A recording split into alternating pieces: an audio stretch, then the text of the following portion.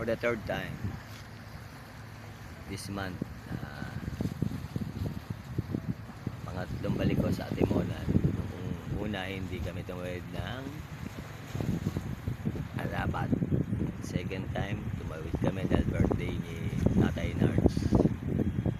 Yung third time hatid lang po namin yung pinamili ni anak ni Tatay Nards, ni Helen. Isang TV tsaka isang washing. Bali sila na lang po ang tatawid. Kami po ay balik din po kaagad ng 10 AM po sa kanila ng Roro. Hatid po ng bagahe, na-rejoin na rin po kami. Hindi ko po alam kung kailan ulit ang balik namin.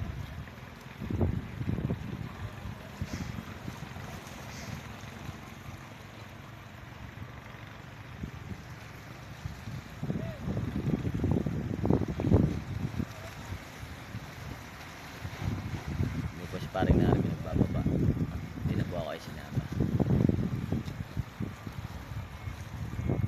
Naglalakad po yung dalawa. Si nanay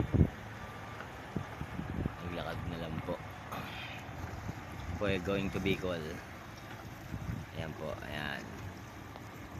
Mahaba na po yan.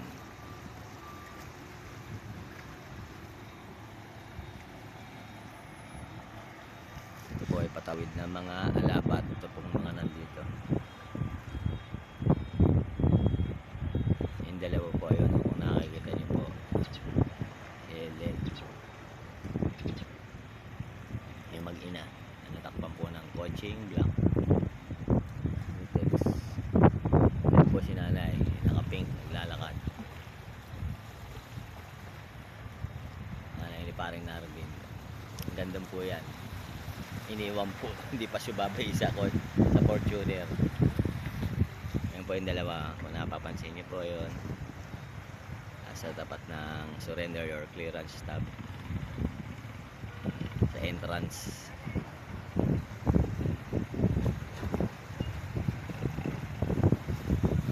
Hintayin na lang po namin si parang Narvin makabalik at kami lalarga na.